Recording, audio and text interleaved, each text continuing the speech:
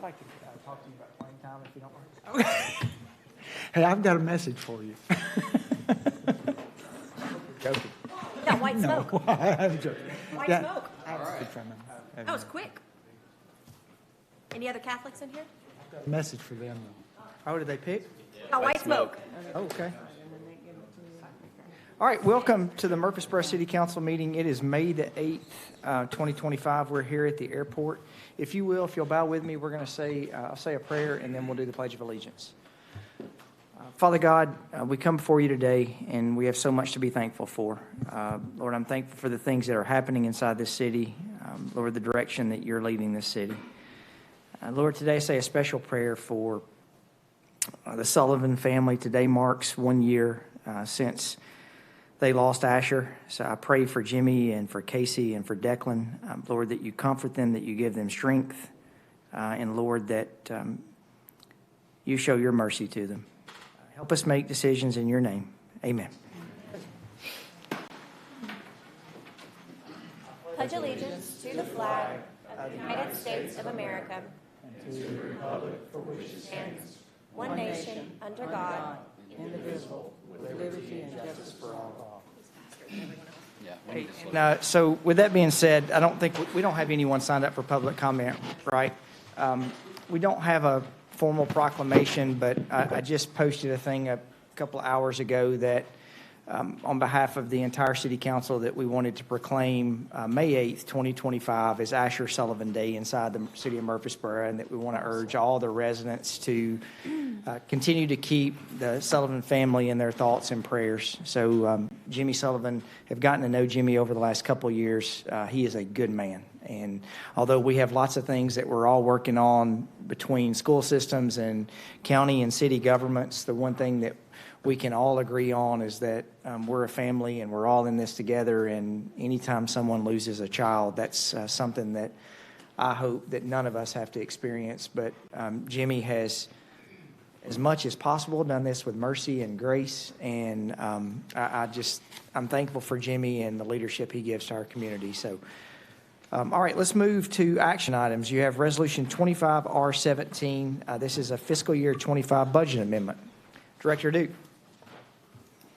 Good afternoon. This budget amendment is recognizing our new summer learning grant funds. This was just given to us by the state after the governor approved his budget, so it's a little late coming in every year. But it's a $1.79 million grant which will fund our summer school program. That will fund our teachers, the assistants, our crossing guards, our SROs, our administrative staff, and our clerical staff. Additionally, there's $322,000 that will go toward transportation to make sure our students are transported to and from summer school. This is a little different order in that we're bringing it to the council first because of the meeting schedule. We have to get this approved so we can start purchasing things because summer school starts in about 2 weeks. So with that, we are recommending approval as presented.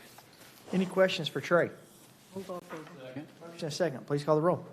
Ms. Saberwater. Aye. Ms. Gills Harris. Aye. Vice Mayor Shacklet. Aye. Mr. Wright. Aye. Mayor McFarland. Aye. Congratulations, Dr. Duke. That's awesome. All right, let's move to ordinance 25018. This is a fiscal year 25 budget amendment.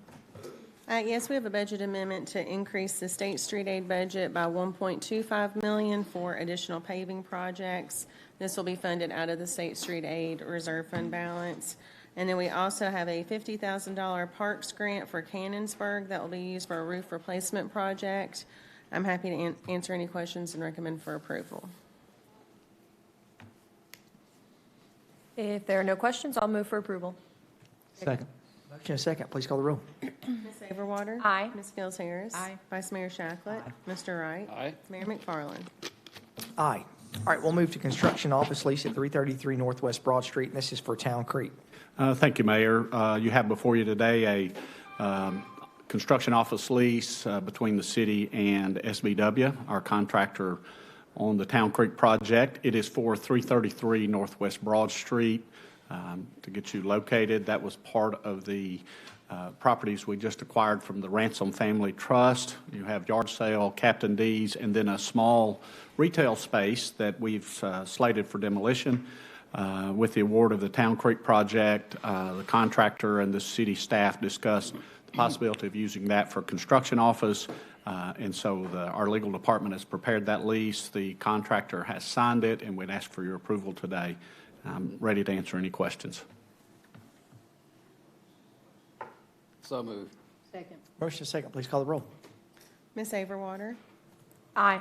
Ms. Scales Harris. Aye. Vice Mayor Shacklet. Aye. Mr. Wright. Aye. Mayor McFarland. Aye. All right, we'll move to Canonsburg Village Museum roof replacement. Mr. Hennessy. Hello, Mayor and Council. Thanks for the opportunity to present this item. The existing metal roof at Canonsburg Museum needs to be replaced as it was installed in the 1970s and has been leaking for several years. These leaks were a major factor in having to close the museum. This project replaces the roof and the water-damaged deck boards, the soffit, gutters, and downspouts. This project was competitively bid and is pending legal approval of the contract and insurance. Turner Construction Services, LLC, was the lowest responsive bidder in the amount of $75,486. This project will be funded in part by the Capital Maintenance and Improvement Grant from TennesseeMuseum.org in the amount of $50,000 and the balance by Parks and Rec's fiscal year 25 operating budget. I'll be glad to answer any questions. Move for approval. Second. Motion second, please call the roll. Ms. Averwater, Aye. Ms. Scales Harris. Vice Mayor Shacklet. Aye. Mr. Wright. Aye. Mayor McFarland. Aye. All right, let's move to retail liquor certificate of compliance. Aaron. Yeah, thank you. We have the liquor store certificate of compliance for Longhorn Liquor. This is requested due to an ownership and location change. The applicant has met our requirements. We recommend for approval. And just wanted to let y'all know that the attachment was inadvertently left off the agenda, so that's behind your agenda laid out on your desk there. So moved. I thought the store closed. They moved it. They're Moved, moving. sorry, okay. So this is for the new owner and new location. Gotcha. Okay, second. Second. Motion second, please call the roll. Ms. Averwater. Aye. Ms. Scales Harris. Aye. Vice Mayor Shacklet. Aye. Mr. Wright. Aye. Mayor McFarland. Aye. All right, let's move to item 6, Main Street banner requests. Mr. Hillis. Well, good afternoon, Mayor and Council. Somebody thought it was a good idea to ask the preacher to bring the church business before you, so here we are. The North Boulevard Church of Christ is requesting to hang a banner across Main Street from May 20th to the 30th to promote their 5th annual singing for the community, and we need your permission to do so. And I'm here to answer any questions you may have. Any questions for Raymond? If none, I move for approval. Motion second, please call the roll. Ms. Averwater. Aye. Ms. Scales Harris. Aye. Vice Mayor Shacklet. Aye. Mr. Wright. Aye. Mayor McFarland. Aye. All right, let's move to workshop items. You have number 7, West Point subdivision and future road impact fees. Yes, thank you, Mayor. I'll take this from the podium to assist our city TV crew from having to switch spots back and forth to the regular seats. So we've been working with developer Mickey Mitchell for over 16 years now in the West Point subdivision. To get you familiar with that, we have a map up on the screen that shows the location. Some of you will be familiar with Costco there along Beasy Road, Warrior Drive behind it. This is the West Point subdivision. There's an additional property to the north that's occupied by Lazy Days and some other undeveloped properties. And that would also be the intersection of Tommy Bragg Drive and Beasy Road. And as you'll recall, in October of '24, we connected River Rock Boulevard and Beasy Road with Tommy Bragg Drive and a bridge over the West Fork of the Stones River. So that for orientation. In the time that we've worked with Mr. Mitchell and the West Point subdivision, the Outpost Armory opened, the racetrack store there near New Salem Highway, U-Haul and Lazy Days and Costco. And then we have some pending developments also shown on our screen with Floor and Decor and Living Spaces. Those are projects that that the subdivision developer, Mickey Mitchell, has proposed and would develop those 2 commercial operations on there. Cintas is currently seeking approval for a site plan at the intersection, the north intersection of Warrior Drive and Beasy Road. Our subdivision regulations require that Warrior Drive be extended along their northwestern frontage, and if you can see my cursor there, there's about 200 feet of Warrior Drive that's built today, and about a remaining 350 feet along that property line that is unbuilt. For a little bit of background, when Cintas and Atwater, and that's the baseball field-shaped property here, when Cintas and Atwater approached the city about economic development opportunities in the West Point subdivision, we, along with Mickey Mitchell and others, discussed the idea of using state industrial access money to get Warrior Drive constructed, and so we took a little bit different approach in our subdivision development out there, delaying Warrior Drive right-of-way acquisition until after we received approval from TDOT for state industrial access. TDOT indicated they would fund the work. However, Cintas and the Atwater project both were delayed significantly, and in that time frame, we did not move forward with TDOT, and now we've lost the opportunity for that state shared funding, state revenue, or state industrial access funding.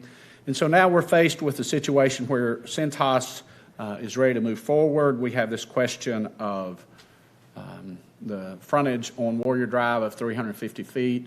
We've also discussed with you from our public infrastructure department the idea of improving the intersection of the south intersection of Warrior Drive and Beasy Road to help manage some of the traffic and capacity issues there. Cintas, when they purchased the property, approached the Rutherford County Industrial Development Board and received a pilot. That pilot has been in pause pending the actual construction of the Cintas site. And so today, the Cintas property is actually titled to the Rutherford County Industrial Development Board, and that pilot would initiate if and when their project moves forward and they actually receive a certificate of occupancy. So this is an economic development opportunity as well as a city process question. And so staff seeks your input today on some issues related to this project, and I'll spend just a couple minutes going over some slides, and then maybe we'll talk about those issues. We do have with us today Mr. Griffith, Mr. Kerr, and Ms. Emerson.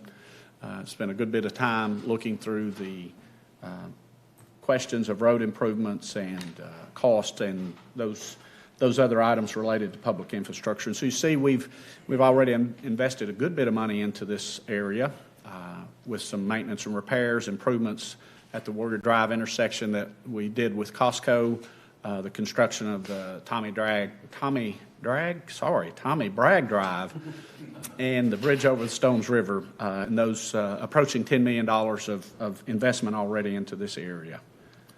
The West Point subdivision, we've got the current developments that we talked about with Floor and Decor and Cintas, and living spaces highlighted there in the blues and grays. And then a question about extending that right-of-way.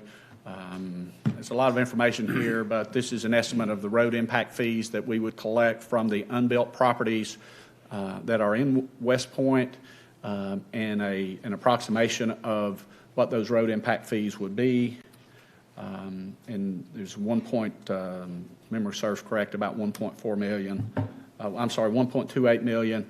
Our ballpark estimate for the Warrior Drive along Cintas is $350,000. Would like to point out that Lot 16 is shown today. However, that's a proposed lot, has not been created yet, and that Lot 16, as well as the future right-of-way of Warrior Drive, are still owned by Mickey Mitchell, and there would be an obligation where Lot 16 approved and developed that they would have an obligation to extend utilities and roadway along Warrior Drive. Is certainly a factor here as well. The Cintas has stated that they would choose another location outside of Murfreesboro if they're required to be able to participate in that. And then we also have this exhibit showing one remedy that we've discussed in improving or providing a roundabout at this intersection. I would point out here that constructing Warrior Drive may be all the way around may be a reasonable alternative to the roundabout by giving properties, specifically Costco and Cintas and others, the option of using Warrior Drive to approach this intersection rather than the more heavily traveled Beasy Road today. That's a conversation that perhaps we'd engage our public infrastructure department. And then we also see the an outstanding issue with the Atwater property that requires a significant part of Warrior Drive that would remain unbuilt, and that property is currently undeveloped, and we're not aware of any current development plans. So the road impact fees are out there as a potential funding source. We look at the roundabout is estimated at just over $500,000. Warrior Drive is estimated at $350,000.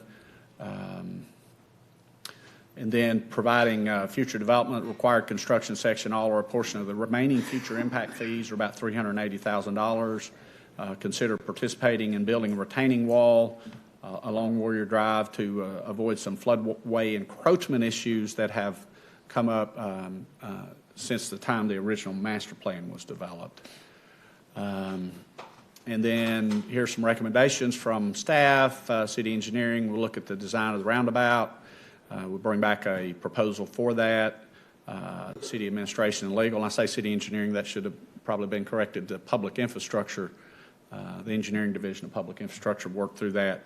City administration and legal would look at a development agreement review and approval with Cintas and Mickey Mitchell, as he owns the properties there. And then future agreements will be developed and presented to council as work progresses in the West Point subdivision. And I'm going to leave this first slide up for some of our discussion today. There was a table included in your agenda items showing the economic impact from Cintas, and while there are a lot of blue-collar floor jobs on this, there are also some very well-paid sales and management and other staff positions.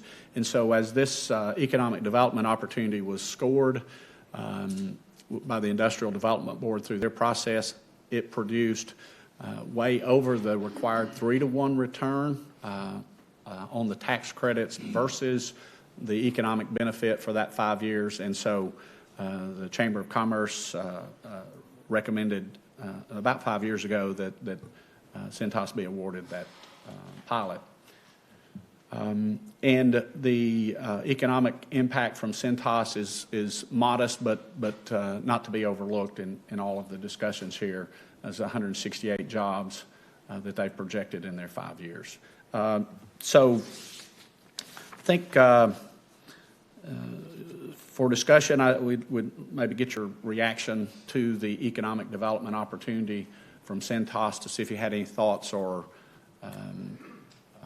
discussion on that item particularly. So we're talking about the presence of Cintas or the impact fees impact on Cintas? Well, the economic development impact of Cintas, their presence, their activity here. Because the question before us is what Cintas is related to us. If we require them to build or participate in that 350 feet of Warrior Drive, that they would walk away from this site and try to find another location somewhere perhaps outside of Rutherford County. And by participate, you mean have them flat out build it or participate through impact fees? Have they said no to impact fees as well? They have not. We have not discussed impact fees. We're really at the start of the question on building the frontage of Warrior Drive, the 350 feet of Warrior Drive. So is the on lot 13, the Costco, that portion's not built? It's the highlighted portion's not built, right? No, Warrior Drive is built beyond Costco and slightly onto Atwater that allowed it to be created as a legal lot of record. Who built that portion? Actually, lot 12, the Atwater buyers developers, that was part of their buy-sell agreement with Mickey Mitchell. They extended the roadway and utilities under contract with Mickey. Of course, the property was discounted based on that estimated construction cost. And there's a temporary cul-de-sac there today, but we did leave 50 feet of frontage on the Atwater lot to allow them to have a legal lot of record and access to a public roadway. So that road doesn't currently connect all the way back to Centos, right? Correct. Who's going to build the rest of it? Well, that's part of the discussion today. It's our belief that we need Mr. Mitchell under a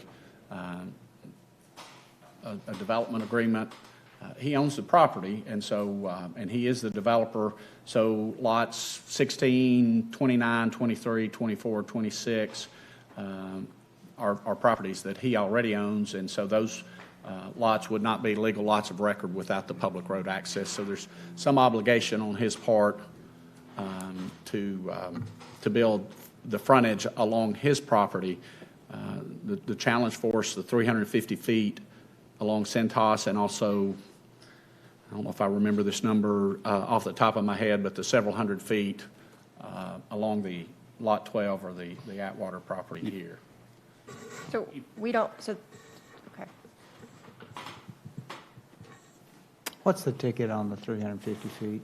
Yeah. Our estimate for roadway only is about $350,000. We haven't done a tight engineering, we don't have a design, we haven't done a tight engineering estimate, but using some of Mr. Griffith's unit prices, we priced that at $1,000 per linear foot for a 3-lane road section. So If I- go ahead.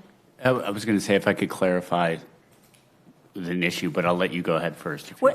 No, go ahead. No, I would just say the kind of to summarize it really quickly here is that typically under the city's development regulations, Cintas would be required to build that additional 350 feet independent of any impact fees that are owed. The question here is in exchange for the economic development opportunity and the jobs and tax revenue that Cintas would bring in, whether to use either the impact fee revenue to build that 350 feet or some other public fund. Wasn't that the point of, I mean, I can make both arguments here. Like, on one hand, isn't that the point of the impact fee, is to develop the infrastructure? Yeah, so Active. generally, road developments that are part of your development plan, impact fees would not apply. You're obligated to build that. However, because of some actions and decisions we made with the city and TDOT and Mickey Mitchell, we basically missed out on those opportunities when the Cintas property was created and sold, with the idea that, and buy-in that TDOT would participate in state industrial access funds. And so we were pursuing that state industrial access grant when both Cintas and Atwater paused. Is there precedent to this, doing this? I know we haven't had impact fees, but is there precedent to us Yeah, I'm doing this? concerned, that's what I'm worried about, Bill. I'm concerned about agreeing Well, to. I don't see how you get to Atwater, you're going to end up, whatever chart or course you do here, the rest of the property is going to be asking the same thing. Yeah, lots 24, 23, 25, they're all going to want. I mean, I think the only argument that you could have, and I'm like you, I see both sides, that Cintas came along earlier when that what's it called, the SIE money, State industrial access yeah, money. the SIE money had been approved, and then it got paused. I mean, so I can understand that part, but, and I can understand the whole capital improvement, 20.75 million, 11 million in personal property taxes, if they do have to pay taxes on that personal property, right? That's not being abated. After five. But yeah, 144 years. jobs. What about the sales tax? Do we wait 5 years to capture that 4 million, or no? They don't, That's- yeah, we that's- don't abate sales tax. Okay. Yeah. Right, we don't abate sales tax, and that's an estimate. Cintas does have taxable items that they offer Yeah. on their routes. You're telling me they're going to make a $20 million capital investment that they're going to throw away over 350 feet of road? That's what they've said. Negotiate with Yeah, the terrorists. well, so that's, I mean, I think looking at this, the $300,000, knowing that we're also going to get impact fees off of it, I mean, I can understand, and I could make an argument that over a 2 or 3 year period, we possibly could recoup a significant portion of that just on sales tax alone. The part that does not make sense, which Bill is dead on, the only way, in my opinion, I would support this is, hey, that 300 feet with Centos, we understand y'all got caught between funding on TDOT, but 29, 28, 24, or 29, I think that's 29, 29, 24, 25, everything else, that's on the developer. I mean, it's not the taxpayer's responsibility to build a road for the developer to be able to subdivide lots on it. And I mean, if they don't want to do that, then they don't get lots of record. None of those have been purchased yet? No. So, I mean, correct me if I'm wrong, but if someone wants to go buy lot 29, they're going to say, well, developer, you need to build me the road to get here, right? But we're just saying no one's Or bought them that's- yet, and that's the problem. Or that's part of the buy-sell agreement. Right. They couldn't sell that right now anyway, because it's not a plat, Legal lot it's of not, record. Doesn't the developer want to build this 350? the 300, If I, hold on a second, Adam. okay. What the argument is right now is that Centos has frontage on Beasy Road, and so they technically can make their development work without that road being built. And they have 200 feet of frontage on Warrior Drive already. Because the Warrior Drive was stubbed 250 feet. Okay. So it's that additional roadway that would cover the rest of their frontage on Warrior Drive, which would in turn allow the developer to start developing all the way back to Atwater and Costco. That's the portion that we're really talking about. Have to develop, I mean, does anyone have to develop that 350 feet? Can't we just say, Centos, go ahead and build your building? I mean, if they already have frontage on Warrior and on Beasy and access from both, why do we even need, why are we talking about it? Why are we asking that question today? So we're asking, are you in favor of giving them relief? Are you in favor of giving them relief from the subdivision regulations? And we can do that through the authority of the city engineer. Okay. Take an exception to the subdivision regulations and relieve them from the obligation to build that 350 feet. And then we just sit and wait.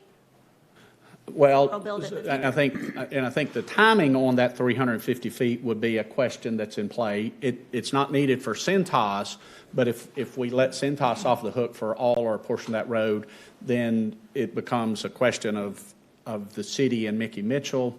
And so the second thing that I think we would ask for your thoughts on today is delaying any additional approvals in West Point.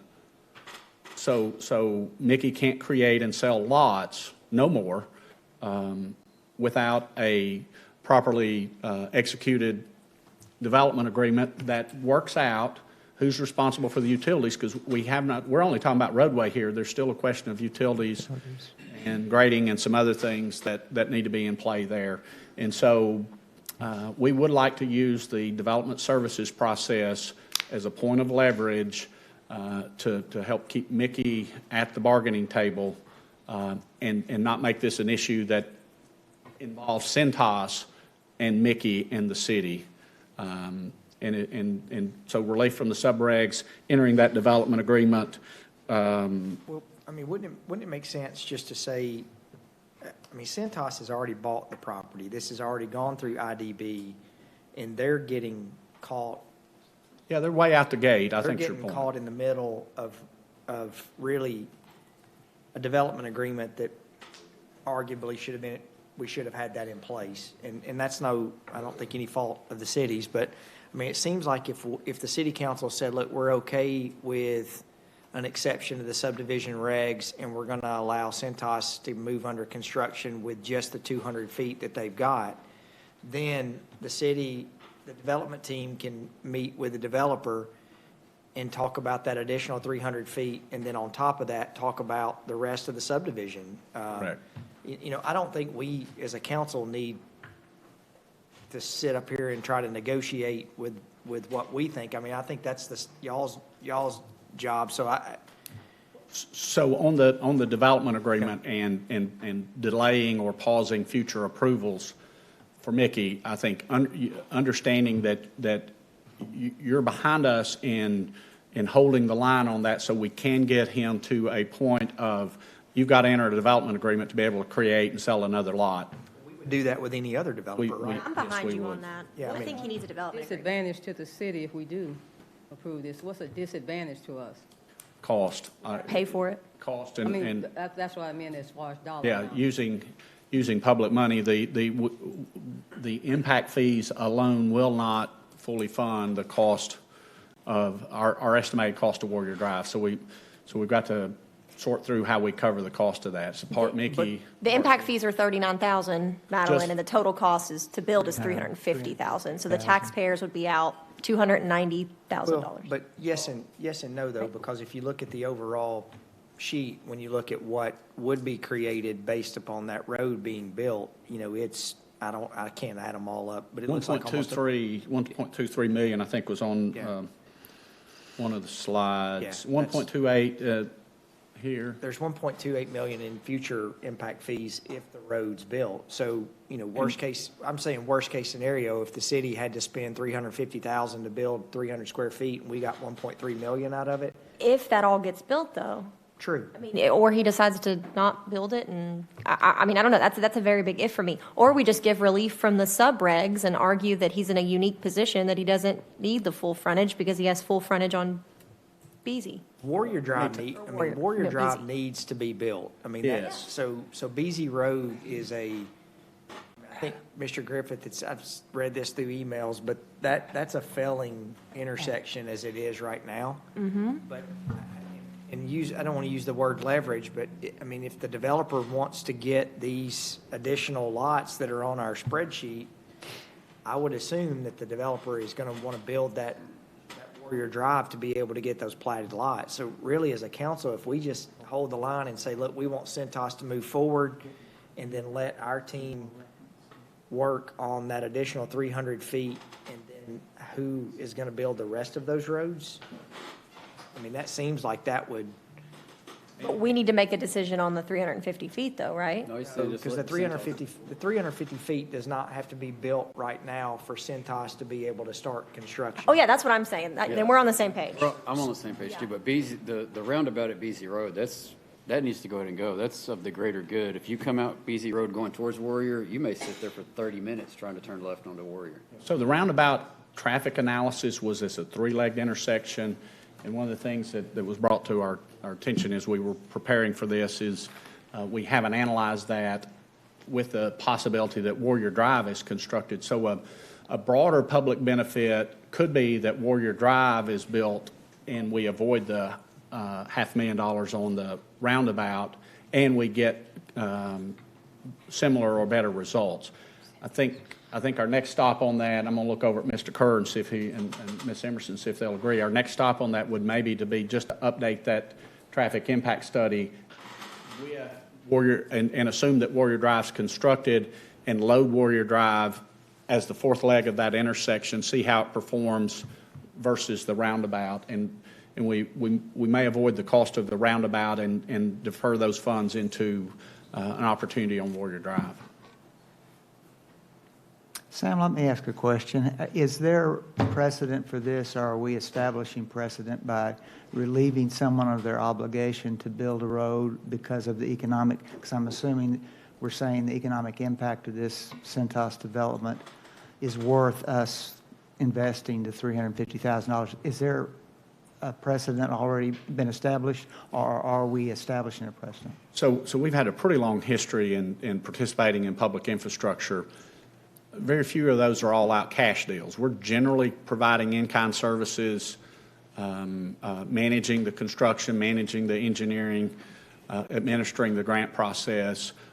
In a few incidences, we have signalized intersections or provided the topping of a road or some minor in-kind contribution.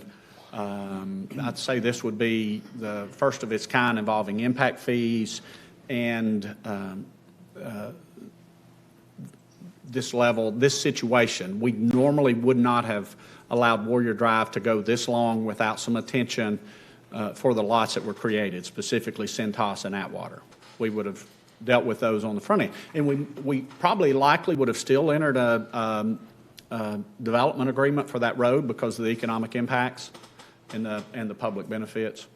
And the other piece of the puzzle is the public benefit to the traffic versus just straight economic development. With that failing intersection today, and understanding that there's a lot of unbuilt property in this development that will lead to additional traffic demand in that.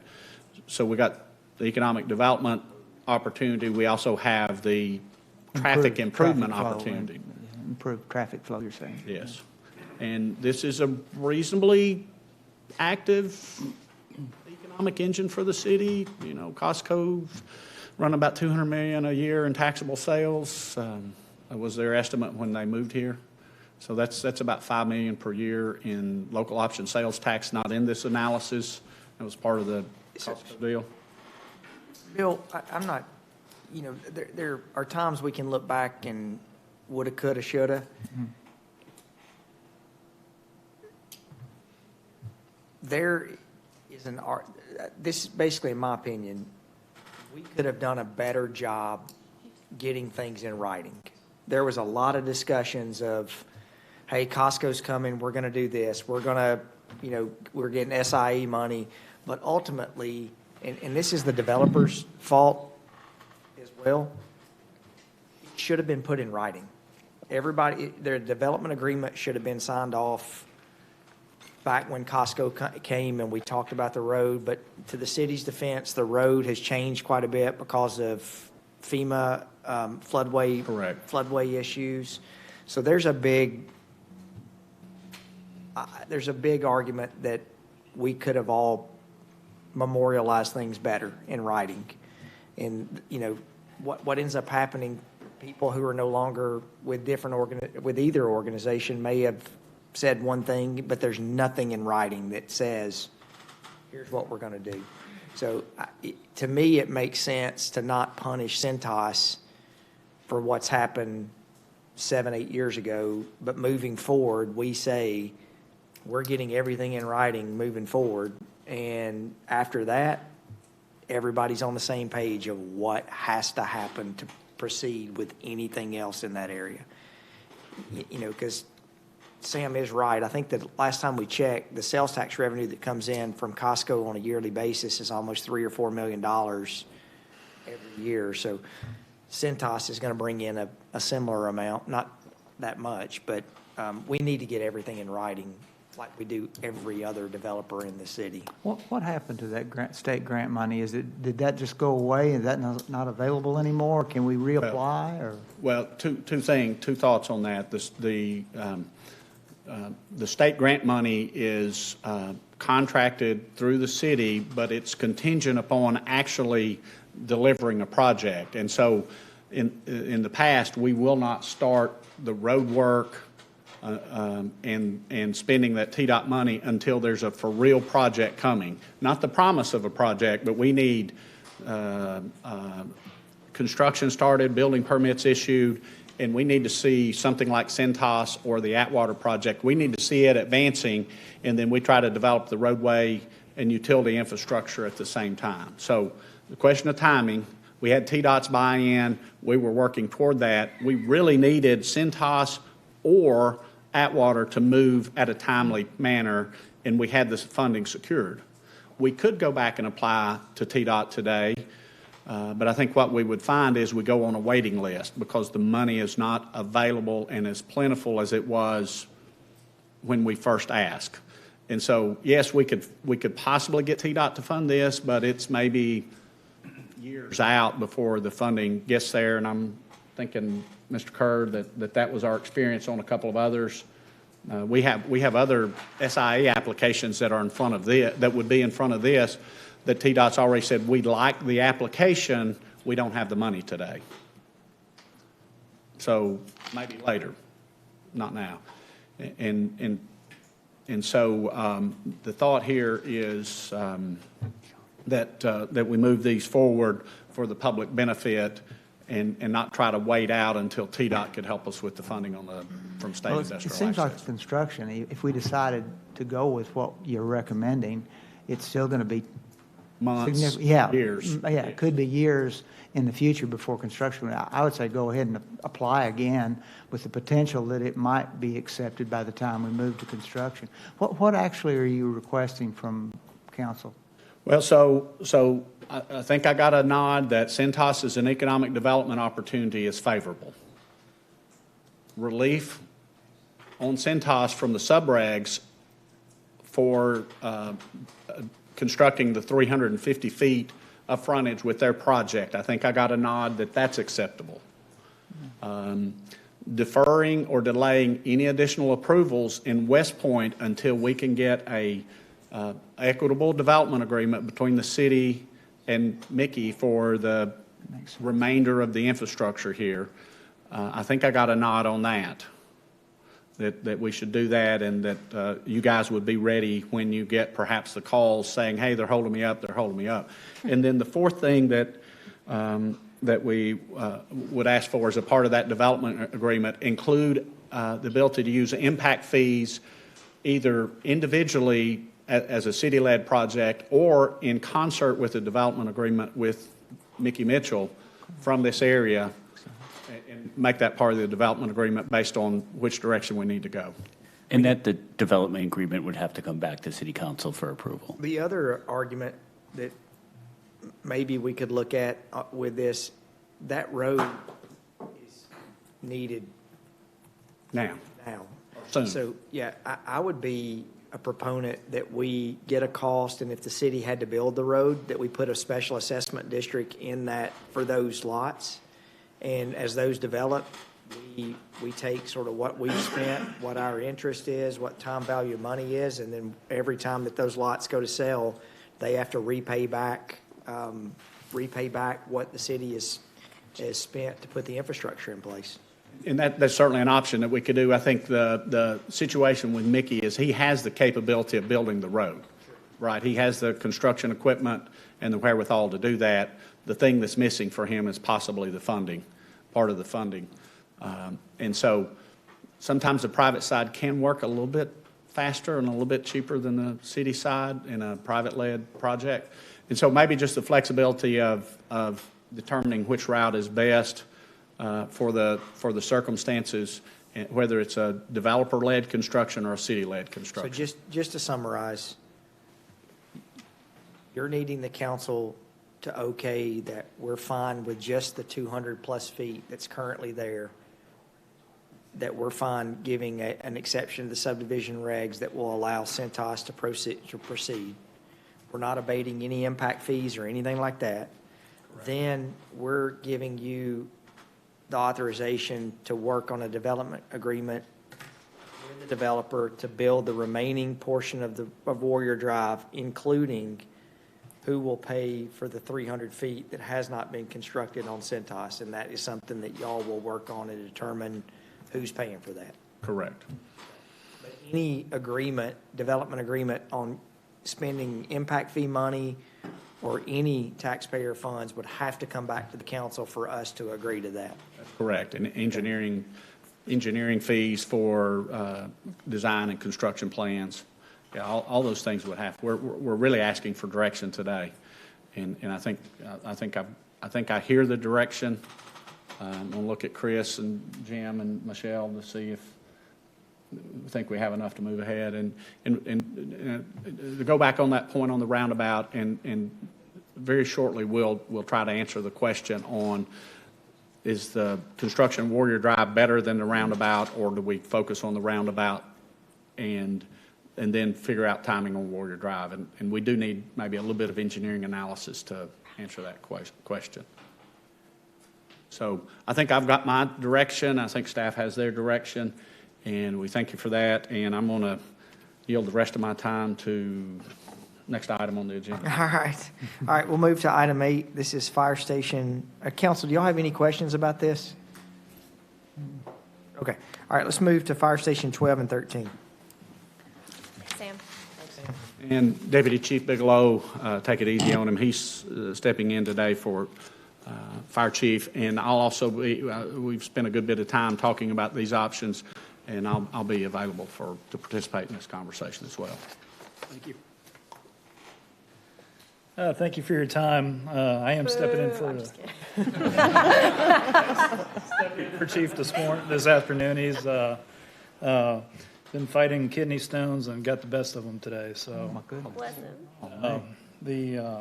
I've gone over the PowerPoint a couple times, and I think I've got it down. So, if you don't mind, just bear with me if I get tongue twisted a little bit. On the cover page, you see that we did put our department's motto on there. And the men and women of our department do a great job following this motto and doing what they need to do every single day, night and day. And the way that they're able to do that is through y'all's support for our equipment, our training, and as well as the stations. We've identified the need to add 2 additional stations to the city, and I believe you received maybe a packet recently that a larger packet that we put together, and this is just some highlights on a PowerPoint. So to further introduce that, our project, we operate out of 11 fire stations currently. They've been strategically located through the city. Through past administrations, due diligence, and they've worked out very well for us in those locations. We do have 2 areas of town that we feel these new stations are needed, and we put a lot of work into our strategic planning and with the data. And so with the city's continued growth, we definitely see the need for these 2 additional stations. These stations will be Station 12 and 13, and once built and operational, if y'all approve this at a later date, it's going to help us with our effective and efficient response times. These 2 areas are the west side of Murfreesboro, which has experienced substantial residential growth, combined with commercial development, which is also on the rise in that area, and the south side, which has seen significant residential expansion alongside a concentration of industrial facilities. Based on the data that we have and our analytics that we've run, we've identified, like I said, the need for these 2 stations.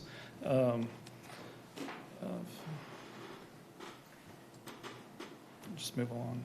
The one part of town, the south side, we were calling that the Joe B. Jackson Parkway corridor. This fire district will be 4.4 miles.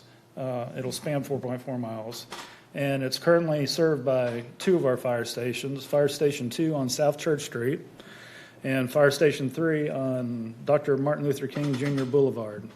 These are our first due trucks into that area. They come and split the current or proposed fire district that will be out there. Station 2 serves the western section, and Station 3 serves the eastern section. Station 2 runs 1 truck out of that station. It's Ladder 2. Their average response time, and 90% of the time, which is a 90th percentile is what we go by, their average response time is 11 minutes and 48 seconds. Station 3, coming from the opposite direction, is right there at them. They're at 12-minute response time for 90th percentile. We go by the National Fire Protection Association as we look at things and needs for the department. And following NFPA 1710, the standard recommends a 4-minute average response time, which we stay within with all parts of the city outside of these 2 areas. The addition of this fire station in the Joe B. Jackson area would lower our average response time to by 8 minutes, and we'd be right inside the 4-minute recommendation time. For the 12 months prior to the end of 2024, so all of 2024, we responded 902 times to different emergency incidents within this fire district.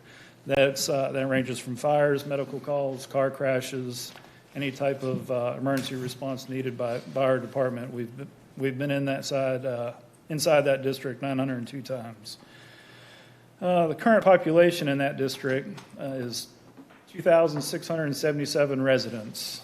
It has an estimated daytime population, which does increase slightly due to the areas around Joe B. Jackson for people coming in for work. We estimate 3,321, which, as you know, many of those residents travel outside of that district to work downtown Murfreesboro or other areas, so people coming and going all through the day. We do estimate that we'll have 3,170 residents within that district by 2028. You can see the median home value is $421,000, and I would like to. There's a large note here. I'll kind of paraphrase it. For many years, several years, I believe, we've had a spot of land on Joe B. Jackson that was slated to be our next fire station. With the current station model that we have, we've evaluated the land and with city staff and found that it's not going to be completely suitable for what the station needs. Moving the station around in different directions and trying to make it fit, just it would add removing the drive-through bay, which would have our men and women stopping traffic on Joe B. Jackson, backing the truck off the road. So we are working collaboratively together to identify a more suitable location right within that area. Now, this map's a little bit hard to read, and my apologies for that. This is the proposed fire district area. This is within the city currently, and this is areas that our trucks currently are handling the emergencies in. If you can see my pointer, it does say District 12, Joe B. Jackson. We had to name the districts, District 12 and District 13, but they're interchangeable at this time. It would depend on which station we build first, which would get that 12 or 13. If I can y'all see my cursor? It would be better. Yeah. So you can see where we have our proposed station right in that area. That is Joe B. Jackson Parkway. And to give you a little idea, over here is the Maples subdivision, Buchanan Middle School, and Amazon over here on I-24. So Buc-ee's is a little bit west of there. Proposed Buc-ee's is. Yes, and Buc-ee's will be coming in, which I visited Buc-ee's finally. It's a pretty amazing place. So. The west side will be the Veterans Parkway area. This is a slightly smaller span of mileage. It's 2.94 miles. That area is also in the city currently, and it's served by two of our stations, Fire Station 5 on Florence Road and Fire Station 11 on Blaze Drive. Station 11 has a little bit quicker time within that district, where we're asking for another station. They're at 10 minutes, 26 seconds. Station 5 is rolling in there about 12 minutes, 6 seconds. So again, it's repeated here, but we're looking for that 4-minute average response time within our 90th percentile. So if we are able to build this station out on the Veterans Parkway area, we'll reduce the response times out there by 6 minutes and 26 seconds.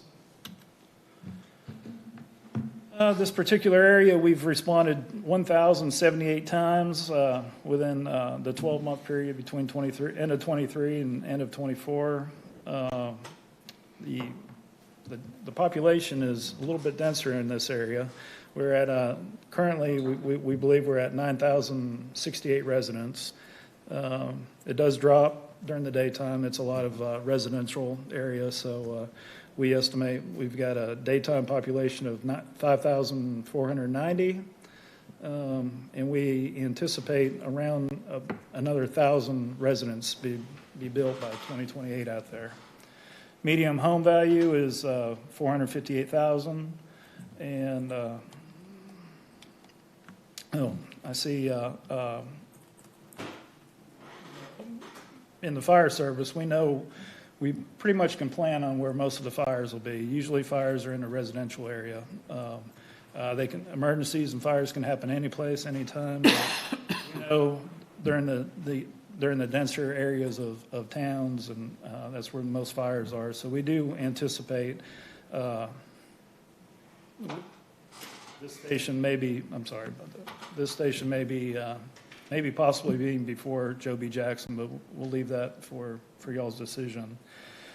And it's also noted here, we do have a location, working with city staff on the city-owned park property.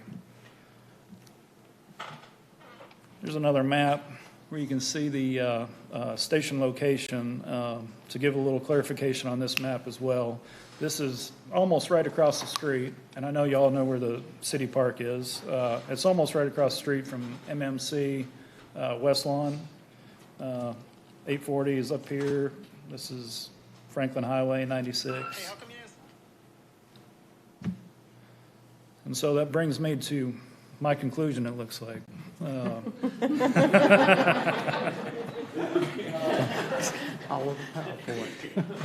Once these stations are operational, it will drastically reduce the response times in these two areas, and it's going to improve the public safety, and this has been a plan that Chief McCluskey and I have been working on since we've been side by side in fire administration, and so I'd be happy to answer any questions. Might be better for Chief McCluskey to answer, but I'll do my best. Hey, Sam, quick question on the 13, that was the West Murfreesboro, right? We can, the names are interchangeable, Okay. the station assignments are interchangeable Which, right now. the one on West Murfreesboro, we had talked about using the park property, so are we not, we decided not to do that? No, it's the same idea. I think this is a question of capital planning Yeah. and capital funding. Ms. Tucker will not let us build both fire stations at the same time. Actually, our plan spreads this out. That's right. She tells us we don't have the money. Our plan has these two spread out, 12 and 13. And when we were working with the fire service in looking at the capital plan, we relooked at the numbers from the responses. What's interesting is they're remarkably similar in response times, in the number of calls. So there wasn't necessarily a distinguishing direction to go just based on the data we have. The one thing that Deputy Chief Bigelow pointed out, we do anticipate more residential in the Veterans Park West Side District, and we anticipate because of that there would be more serious fire calls, I guess I would say. And contrast that with Joe B. Jackson, which is a daytime population, tends to be more emergency response and maybe roadway-related incidents that we respond to over there. But we're really looking for a nod from the council on pursuing Veterans Park or the Joe B. Jackson site first. And I think the Deputy Chief also did a good job pointing out that Joe B. Jackson, we've got some property issues there. We've got a land swap. We've got to find another suitable site. We have some thoughts in mind there, but it's going to take a while for us to be able to identify that property. We think we have the property identified for the Veterans Park site, and given a nod today, we would pursue funding and authorization for the engineering and architectural work to move forward with that site design.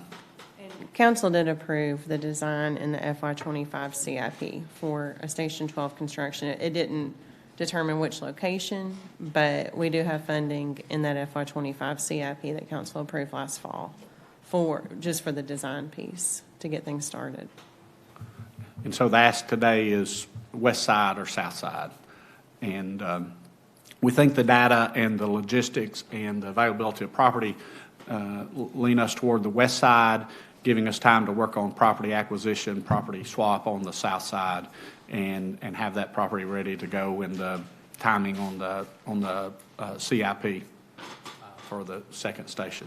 I agree. I mean, both are obviously important, and I've talked to Chief about the need for both of these, but given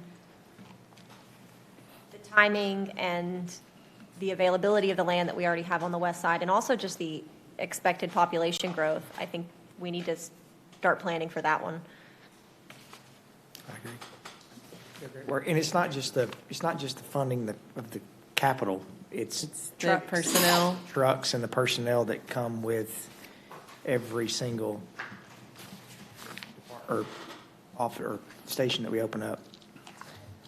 And I don't know if Deputy Chief, we got any updates on delivery of equipment, but previously that was a significant lead time on the time we placed the order to have the delivery. At one time, after COVID, we were up to over 48 months on delivery of a fire truck.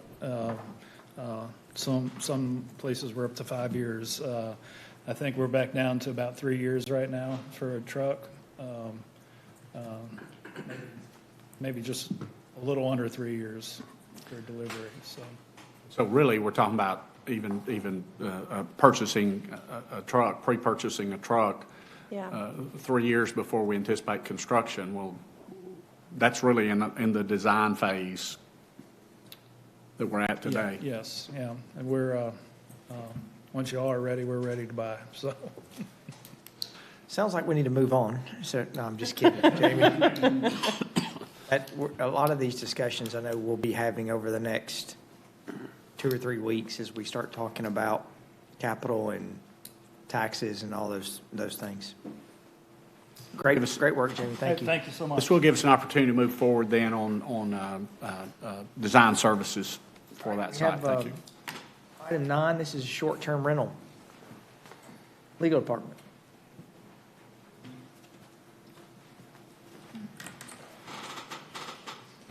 Just call Josh. Okay, I'll go. Jamie.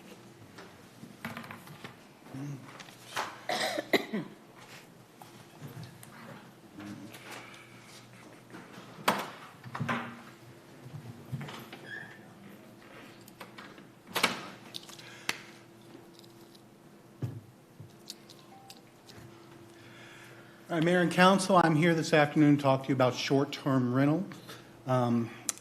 Short-term rentals, I'm sure we're all familiar with the concept and the major players in the marketplace, your Airbnbs, your Verbos. But just to be clear, when we're talking about short-term rentals, what we're talking about is a residential dwelling that is rented wholly or partially for a fee for a period of less than 30 continuous days and not including a hotel or a bed and breakfast establishment. The short-term rental marketplace is governed partially by the state. The state of Tennessee's General Assembly in 2018 passed the Short-Term Rental Unit Act. It allows for municipalities to permit or provide for an application process for short-term rental units. It also allows for condominiums, HOAs, other similar entities to prohibit or restrict short-term rentals. Most importantly, what it does is it provides for a legacy clause, providing that any ordinance or other regulation that prohibits, effectively prohibits, or otherwise regulates the use of property as a short-term rental unit does not apply to property that was being used as a short-term rental unit prior to the enactment of the ordinance or other regulation, specifically anything that was operating within 6 of the 12 months preceding the passage of the ordinance.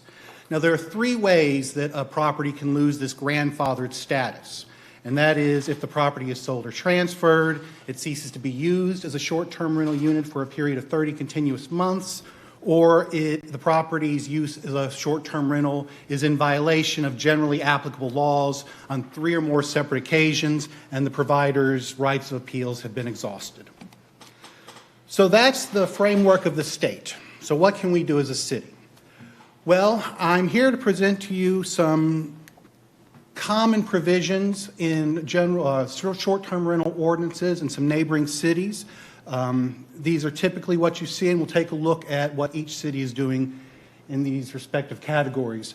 First, we talk about the permitting. I mentioned that the State Act gives us the right to permit short-term rentals. The permitting process can include application fees, inspections of the property, designation of a responsible person, provision of a site plan in the application process, notice to adjacent property owners, provision for parking and designation of whether that provision is going to be on-site parking or whether there's adequate off-site parking for the short-term rental unit. So we'll take a look at a couple of these regulations. Start with application fees.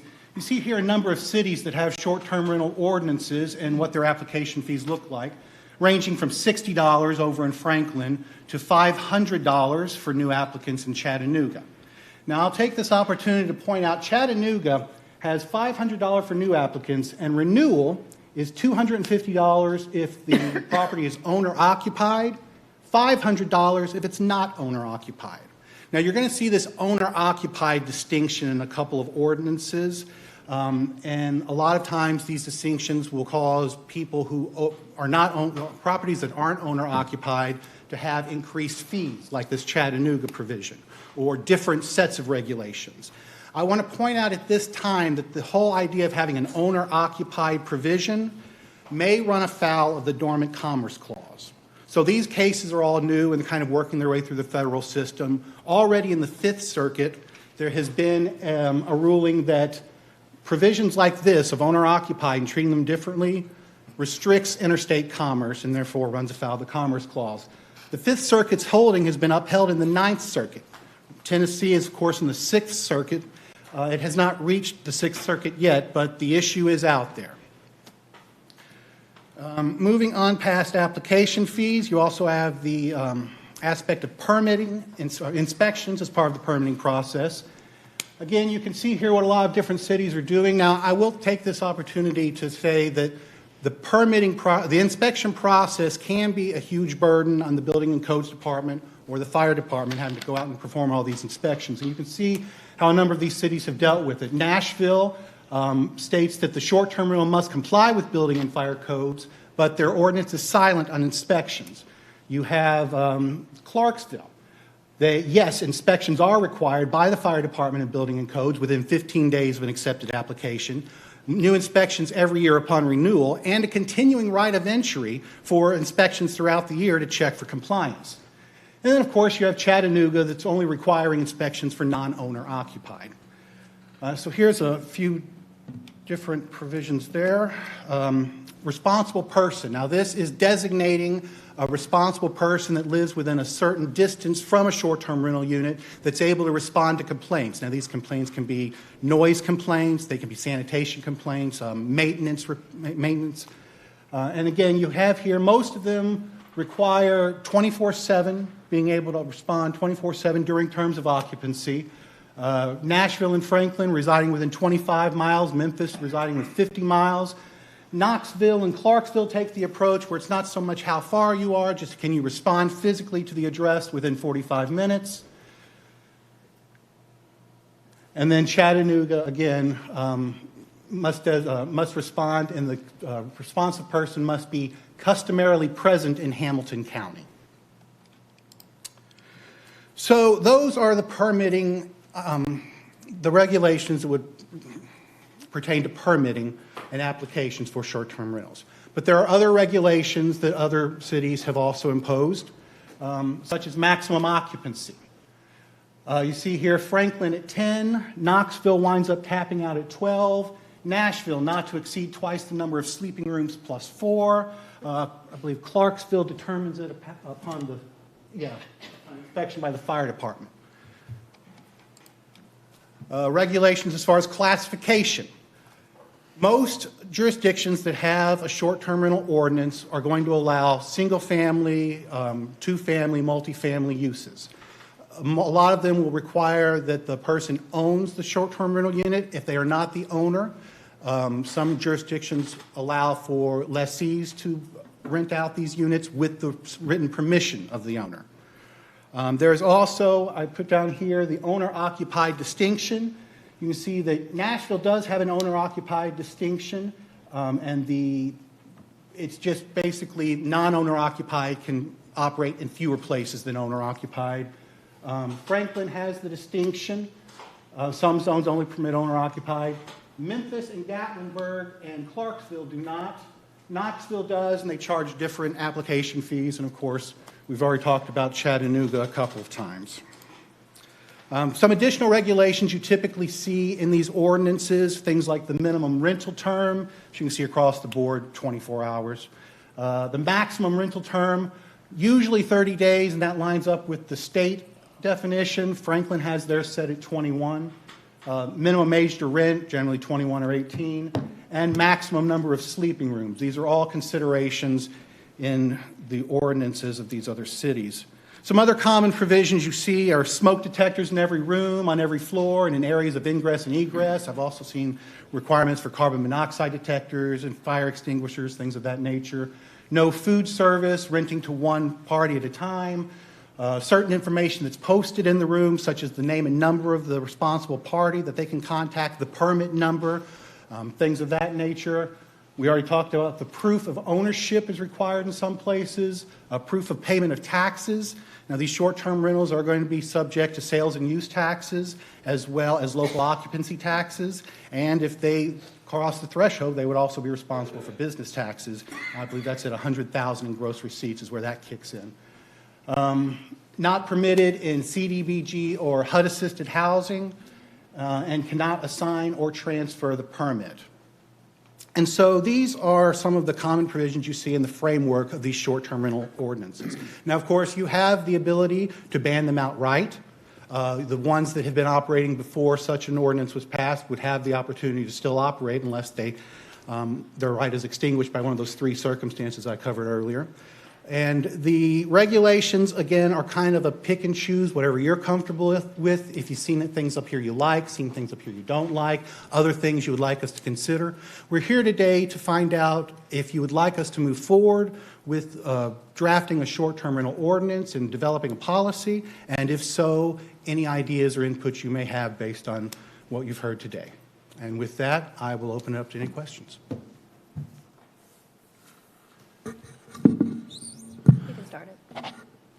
Okay. I will generally not support any harsh regulations like the ones Nashville has put in place. In other words, determining non-owner occupied and owner occupied, I think is an irrelevant fact. I don't think the city of Murfreesboro should engage in this, but I would be for some sort of mandatory application that would obviously be almost automatically streamlined approved. It's just more so that we can contact the owner or the person operating the short-term rental should there be issues such as continuous noise complaints, continuous waste management, and sanitation complaints. So, and I think the application fee should be nominal and related to how much it actually costs us to accept that application and stamp it as approved. So that's where I stand on that. Yeah, I tend to agree. It's something nominal to make sure we know where these Airbnbs are. But in practice, Nashville's entire Airbnb STR practice is ludicrous and impossible to keep up with. Mm-hmm. If you try to find out which properties are eligible to be STRs, which ones aren't eligible to be STRs, you can have houses directly side by side or directly across the street from each other, and one's able and one's not able. It is a train wreck. And you call the Metro City Hall, they have no idea, and everybody's confused. It's caused inflated house prices that are affecting the people that actually live there. I want to know where they are, but that's about the extent of it. Yeah. So I'd be supportive like a mandatory application and a permit. Yeah. Just so we have a point of contact and some sort of avenue to pursue if there is consistent issues with that specific property. I think one thing I would recommend that we would put in there as well, we've experienced this, a lot of third-party management companies and HOAs that are putting no short-term rentals are allowed per the HOA documents. Those HOAs don't have the funds to take anyone to court. Right. And so they end up citing these people, saying, hey, you can't do it, and the people who have the short-term rentals basically just Keep doing it. say, we're going to keep doing it. So I think it would be great that in the application, that they have to provide, if they live in a third-party managed association, that they have to provide the documents that say that their association allows it. And if they, if the association doesn't allow it, then that's a denial from our point that you can't be in a subdivision that doesn't allow that. Right. So how would we, I like that, would we require, because I don't want them to have to provide CCNRs to us because they may miss amendments, or then we would be Maybe just stuck a, deciphering their maybe poorly written CCNRs. So do we just require a letter from the management company? yeah, maybe that's it. Maybe that the With their application? HOA has to show that they've approved that and that it's allowed. I don't hate that. Yeah, I mean, I've seen it I know one subdivision that have dealt with that the owner who doesn't live in state bought a home for a rental house, then decided that they were going to short-term rent it, and the neighbors who live next to the development or the home, especially on the weekends, that there's 8 or 10 cars that are parked in the cul-de-sac or parked in the driveway, and, you know, you can't get them to do anything on it. So I think that would be good, that they would have to show the HOA has signed off on it. So say they're operating without a permit, and we become aware of it because there's continuous noise complaints, neighbor complaints. We determine that it is operating as a short-term rental without going through the application process. What do we do? What's the enforcement? Right now, we have nothing we can do. Right, but after, if we pass something though, like what's the enforcement? Typically, what I saw was a fine of $50. Of course, you all can set that. You can set escalating fines, but it would be a violation of the city code at Okay. that point. And those are managed by our city court. They'd be similar to a zoning violation or a building Okay. codes violation. And civil penalty, it would be limited, I think, statutorily to $50 per occurrence.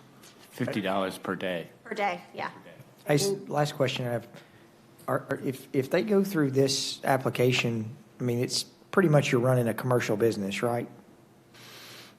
Yeah. So are they taxed at a residential rate, or are they taxed at a commercial rate? You mean currently or under this ordinance? Well, I mean, if you own a hotel, or even if you have rental property, that's being taxed at a 40% rate right now and not the residential 25% rate. Yeah, So- but you're leaving it up to self-reporting, right? Well, if we have A permit. if you have to get a permit that says that no one's living there, it's non-owner occupied, and you're doing that as a business, short-term business, And it should be charged commercial. then you should be charged a commercial rate just like every other person. Owner occupied. If it's owner occupied, then you live there. Right. Then it's self-reported. Yeah, that's what I'm saying. Like, are we still gonna require, that's what I was getting to. Everyone's just gonna lie. Well, I mean, Maybe we come back to you on that with a question. I think that's a tax assessor question on how they would deal with it. We can look into that. Paying commercial on my rental properties? I mean, you're about to. I may be about to, right. They're but they're finding, I mean, I don't own any anymore. For the record, Rob, I don't own any anymore. it's not like that if we, I'm not saying advocate we do this, but if someone checks VRBO or Airbnb or some of these sites where you have to go through, you easily can tell homes that are in Murfreesboro that are operating as commercial. They may already be paying 40%, I don't know. That's a good clarification to know. Yeah. And what about if we have a charge for a violation, let's say $25? Well, how many times are we going to let them have that violation? Because, pay the $25 and forget it. Whatever we set. So is it a limitation, and after that, what do we do? It needs to be progressive. And it would depend on whether or not that unit was operating as a short-term rental unit before the passage of the ordinance. If it was operating before the passage of the ordinance, then we would have to accumulate 3 violations before we could extinguish that right. For ones that we're permitting, you could set it any way you'd like. You could set 1 violation, 2, 3, however you'd like to arrange that so that that use is extinguished after so many violations. If once you hit that threshold, whatever it is in terms of number of violations, you could have the permit canceled, rescinded, And then after that, if they continue to operate, you could file, seek an injunction from circuit court or chancery court to mandate their compliance with the city code. Yeah. Yeah. Go ahead. No, go ahead. No, I think this is good because I had some friends to come in and they were looking for a short-term rental and they got it and I was very surprised where it was. It was in a big swanky subdivision. And, I mean, you know what, I'm talking about houses, 750,000, and it was only for short-term rentals. So you'd be surprised, people next to you, what they are doing. I mean, you know. Yeah. We did receive a report, a data report that were 384 identified short-term rentals inside the city limits. And they scrubbed the databases, the typical databases that are used to secure those. So we know it's already occurring. And we've also received the nuisance complaints for parking, overflowing trash cans, noise, and some other things. Any thoughts about prohibitions for nuisance, parking, occupancy, those sorts of things? I mean, having not heard anything to the contrary, it sounds like that we're okay with proceeding with maybe you all drafting an ordinance for us to review that calls for minimal hoops to jump through in order to get the permit. We want it to be accessible and attainable, and we want to encourage people to actually apply for the permit, not to avoid it. And then with the common provisions in there, like, you know, cannot assign or transfer, can't be HUD housing, have to submit ownership of the property, you have to post your permit number in the house, you know, those general provisions that are in every single jurisdiction. And I would leave the rest up to you guys and then bring it to us and let us look at it. I think that's the best. I think a big barrier is going to be the One parking. question I'm sorry. No, I think a big barrier is going to be the parking. How Would- many cars? With respect, one question I have is, what is council's view on the life safety inspections, whether at the time of permit or subsequent to that? You know, at some point in time, these structures would have been inspected or should have been inspected by building and codes. But, you know, and it might be a distinction between whether they do it at the time of permit or whether there's something in the ordinance that is written that if we get a complaint from someone who has rented about a condition that, you know, that there is some right to go and inspect. What would you be checking for? I mean, No, I'm asking him, like, I mean, because in Nashville, that's all they do. They walk in and they say, smoke detector, smoke detector. yeah, I think it would be Sign off. I think it would be ingress and egress, smoke detector. You know, and it would be ingress and egress from, you know, is it a basement bedroom? Are they renting out a basement? That type of stuff, but not any. I mean, but those do get rented on Airbnb, though. Basements do get rented. I know, but just what we decided was appropriate in the circumstance. Yeah, but I think it would be pretty basic. It's not a full-on codes inspection. Do we want to bog down our codes department, sending them out Well, that needs to be I think it needs to be done minimally once a year. And once a year? because of the safety issues. If they, let's say a tenant takes their smoke detectors or carbon monoxide detectors down and the house burns down and nobody, But Nashville doesn't even inspect once a year. they're supposed to. No, they don't. They don't inspect upon they don't inspect on renewal of your application, only if your application lapses. 'Cause I renewed my application every year and they only came the first time. Yeah, two quick thoughts on it. One of them is designated sleeping rooms, and there is a code definition for a sleeping room. And we have seen from some of the advertisements that things that should not be rented as sleeping rooms are being rented as sleeping rooms, upping the occupancy. Most of our fire deaths occur in residential units, and one of the provisions for a sleeping quarters is smoke detector and egress windows at a minimum. So from a public safety standpoint, life safety standpoint, those would be the issues. And I think fire and codes would do that. I think we'd like to maybe talk to our fire service and our codes department about that workload and what burden that would put on them. I know we inspect food trucks annually when they renew their permits. So there's some things that we're already doing routinely on a recurring basis to update, our inspection records. Yeah, I mean, you're talking potentially, if we make them inspect every year, you're talking potentially 500 inspections a year, assuming everyone who currently has a short-term rental applies for the permit, and assuming we continue to grow, then, I mean, that's probably a significant burden. I know Metro Nashville had to build out a whole department at Codes for this, and they have a fire marshal who's dedicated to short-term rentals, and it takes weeks to get him to come out the first time. So, I've also seen in researching this nationally, not so much in Tennessee, but ordinances that have required either an inspection or for the homeowner to get a third party, a licensed third party to come in and perform the inspection and present that those materials to the that's city. a good option. That's a good option. That way you're not taking city staff to do it. Yeah, but you could do either. You could go for the city, or you could just get your own if you don't want to wait. Maybe that's an option.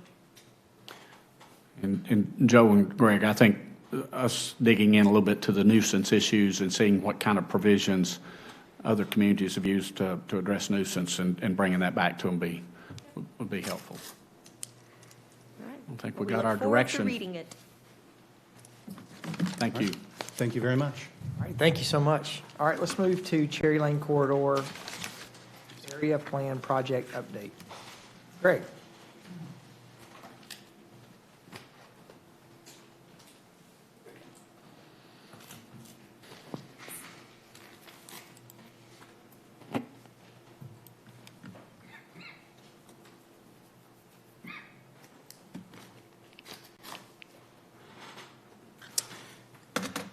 Good afternoon, Mayor, City Council members. Thank you for the opportunity to stand before you. Just give a quick update, a 5-minute update on the Cherry Lane Corridor Master Plan, Area Master Plan. I just want to talk about the why, the what, the where, and when. The why, as you recall, the City of Murfreesboro received increased development requests in the proposed study area. Development Services suggested that we development requests in the proposed study area. Development Services suggested that it would be suitable time to review the infrastructure, transportation, future land use in the area. And during the same time, we received feedback from TDOT that the interchange plan for I-24 would not be approved, along with information about TDOT's consideration of choice lane platform in the study area as well. The increase and change to the transportation needs, the impact of the future land use in the study area, and understanding that any decision made in the study area would be a 50-year decision. It was determined we should pause development in the area for 9 months, complete the Cherry Lane Corridor Area Master Plan, and otherwise that 50-year decision would be made one development at a time. The where, the Cherry Lane Corridor Area Master Plan is a planning study covering the corridor that captures the extension of Cherry Lane Drive starting east of the 840 intersection, extending to the proposed I-24 intersection. It will include approximately 1,800 acres of land in the area and will cross or intersect with Northwest Broad, Old Nashville Highway, or Florence Road. Cherry Lane Corridor Area Plan Project Scope, just want to touch on a couple of things that we have already approved in the proposal that we would actually take a look at in the plan. Inventory and base map preparation, natural resources and floodplain review due to the fact that there's quite a few floodplain and floodway opportunities in the area, transportation, conceptual geometric analysis, master land use plan for 800 acres east of Northwest Broad, and then meetings are proposed with stakeholders, the developers, the owners of the property, as well as civil engineers working in the area. Deliverables, some of the deliverables will be an updated future land use map, land use master plan and development scenarios for the large properties in the area, transportation network, recommended transportation improvements and conceptual designs. The Cherry Lane Corridor Area Plan update as to date. May 28th, there was a kickoff meeting That kickoff meeting was held here in the multipurpose room. In attendance was Darren Gore, the city manager, city staff, area study consultant Reagan Smith, and the transportation consultant Kimberly Horn. And during the meeting, we actually were able to coordinate responsibilities, contacts, as well as establish a communication process. Some of the other deliverables from that meeting, meeting notes to be distributed within 48 hours of each meeting, so that we could actually update council and stay in front of council with any opportunities that we actually are putting in place. Corridor study is based on the transportation design needs and the future land use needs. We wanted to make sure that any transportation designs or anything that is implemented actually meets the land use needs in the area. We talked about the project team and city staff coordinating current data. There have been a lot of studies in the area that we have already conducted. We wanted to make sure that we actually bring all of that data together so that we can actually not duplicate any services, but make sure everything is in line. Some of the other opportunities, traffic counts needed to happen soon to stay within the school year. The traffic studies actually started May 5th, this past Monday, in the area. And those traffic studies will be for the entire corridor area. Lastly, sewer and land use plans must balance infrastructure and development timelines. We talked about how the sewer and the infrastructure must meet what land use plans they come up with when they implement it. And then lastly, real quick, the action items that came out of it was GNRC model updates expected to be provided to the consultants within a month. Our next meeting is June the 5th at 10 a.m. During that meeting, the kickoff meeting, we also established monthly meetings for everyone. And then June 12th, we will be back before this body to share any studies, any plans, or any implementation of any of the items that we have gathered between now and June 12th. I'm available for any questions. Update. Great. Let's move to any questions for Aaron on the dashboard. All right, seeing none, let's move to beer permits. Yes, we have one application for a new hotel located at 2708 Roby Corlew Lane. The applicant has met our requirements. We recommend approval pending final building and codes inspections. Move for approval. Second. Second, please call the roll. Ms. Averwater. Aye. Ms. Gels Harris. Vice Mayor Shacklet. Mr. Wright. Aye. Mayor McFarland. Aye. I don't see any statements to be paid. No, sir. We have one item of other business, Sportscom indoor pool renovations. Ms. Hennessy. So moved. Thank you for allowing this to be heard today. We had some late-breaking developments and should have the information in front of you regarding this, but I'll give you a brief overview. I'd like to have you consider the agreement with American Pool Services for the renovation of the indoor pool at Sportscom. Plaster coating at Sportscom is original to the 2011 renovation, is now in need of resurfacing. New plaster coating will allow efficient, safe use of the pool for many years to come. This project consists of replacing the plaster, main drain covers, refilling, and balancing the pool water after replacement. This project was competitively bid and pending legal approval. American Pool Services, LLC, was the lowest responsive bidder in the amount of $135,250. This project will be funded by the Parks and Rec FY25 operating budget. Be glad to answer any questions. Second. Jamie was first. Motion and second, please call the roll. Ms. Averwater. Ms. Gels Harris. Vice Mayor Shacklet. Aye. Mr. Wright. Aye. Mayor McFarland. Aye. Mayor, let's talk about meeting schedules. I think Ms. Tucker can update us on budget and upcoming meeting schedules. Change it again. So sorry. So we will have the budget special review session at 4 o'clock on May 22nd.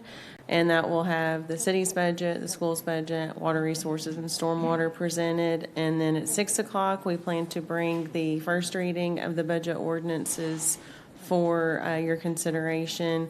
We do not plan to meet on May 29th, and then we'll bring back second reading at the June 5th meeting, along with the budget resolutions for city schools, water, stormwater, Sports Authority, the Community Investment Trust, and OPEB will What time is all that? be on the June 5th. Yes. That'll be just our normal 6 o'clock meeting on the 5th.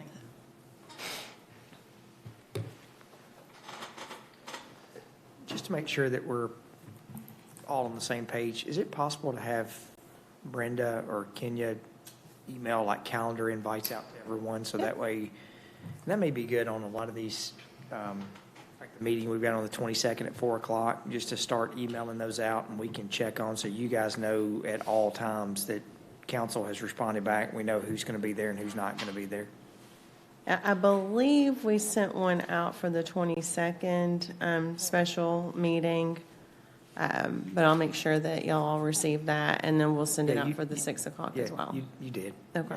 So that works out really good for everyone, just to make sure we're, Yeah. I don't know about everyone else, I use Yeah. those, just. I do too. And then obviously we'd meet workshop, we plan to meet workshop, regular schedule on the 12th. That's a month worth of meetings for council.